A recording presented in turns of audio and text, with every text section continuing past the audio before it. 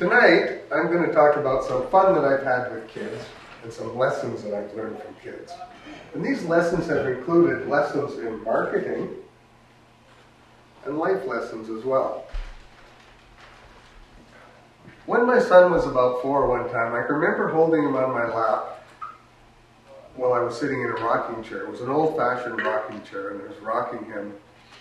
We were in a trailer in a rural area. It was raining really, really hard, and you could hear the rain on the roof. And I said to my son, "It's raining cats and dogs." And he said to me, "Well, let's go outside and get a puppy." And what's neat about that is, like, kids will say cute things and fun things, but what's special to me about that is he was trying to be funny. He was making a joke. I thought that was so neat.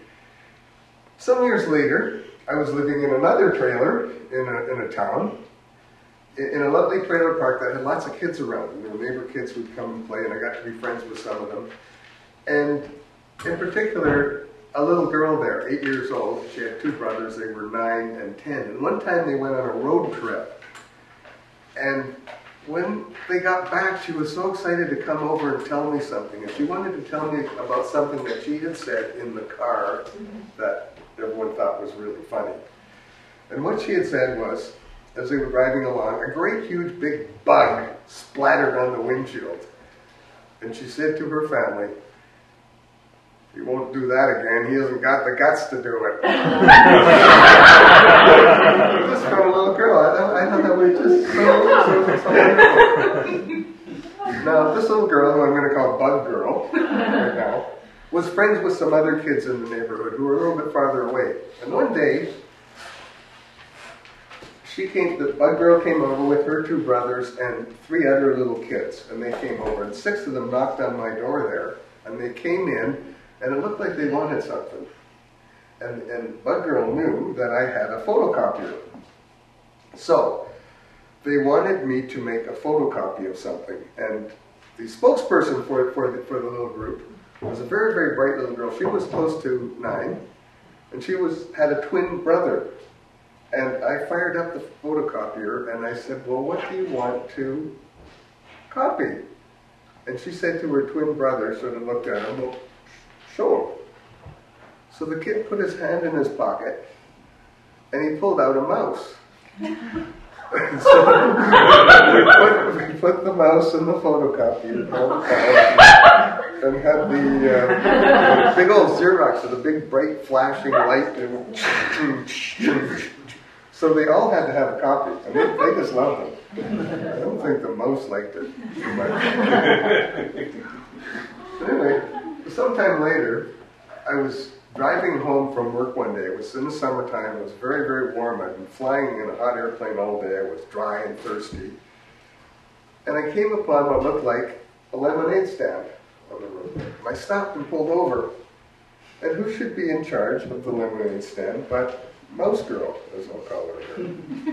And it was not a lemonade stand, actually. It was a Kool-Aid stand. They had cherry Kool-Aid. I bought a cherry Kool-Aid, and I noticed a bowl of cherries there. A little mouse girl saw me looking at them, and she said, "Would you like a cherry?" And I took one, and as I started to eat it, she said, "The first one's free. After that, they're 50 cents each." Well, folks, I don't know if you've ever had fresh cherries with Kool-Aid. It's really good. I had about 5 or 6 cherries and another glass of Kool-Aid. And I learned a little bit about marketing from that girl. Some time passed, and I took Bug Girl and her 2 brothers out for a ride in my boat. Their mother came along. We all loaded into my car. I trailered my car down to the boat ramp by the seaplane base in Campbell River. We launched the boat and went out for a little ride. And as we departed, I thought, her mother's really trusting me, because the waters there can be quite treacherous. The current's strong, and it moves against the wind sometimes, producing quite a chop.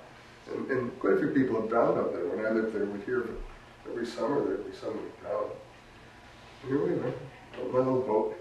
And we went about 3 or 4 miles to Campbell River Pulp Mill. And at the pulp mill, there was a freighter tied up. And we got really, really close to the freighter, about 3 or 4 feet away from it, in fact. And near the back of the freighter, when we went around it, you're actually under the ship. You know how the ship goes around? And they look massive. You can see the huge rudder there, the propellers. And we were going back, and the kids were just having a great time. We saw seals, we saw cormorants, cranes, ducks, and geese. And I kept a steady course, and the ducks on the water would wait until we got close, and they would fly up, and the kids thought that was a lot of fun. And it was magic hour. Photographers know that time. It's the time of day when sunlight looks really beautiful. About an hour before sunset, everyone has a beautiful little golden light on their face. And I had my back to the sun, and the little girl was facing me, looking at me. And the wind was blowing in her hair, and the beautiful light was on her face. And she said to me, "Some days are forever." And I think today is one of them. And I always remembered that because she was in the moment right then. She knew that was an amazing day. When we got back, I asked her mother if she heard it from an adult or something. She said, no, she just kind of comes up with things like this once in a while. And so I've tried to remember that because when I've had that happen to me, I just look around and I say, this is amazing, like it's now. We've all had times when we have had a good day and we go home and remember it later. That's a little different than remembering it and feeling it and drinking it in right when it's happening.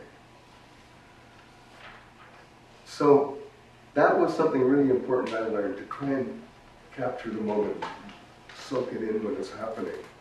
I'm going to end with a couple of lines from a song right now, and I want you to sing. And the song goes, "These are the good old days. These are the good old days. These are the good old days." It's right now. Well, she gave me this. She made this one and gave me this. That was my girl.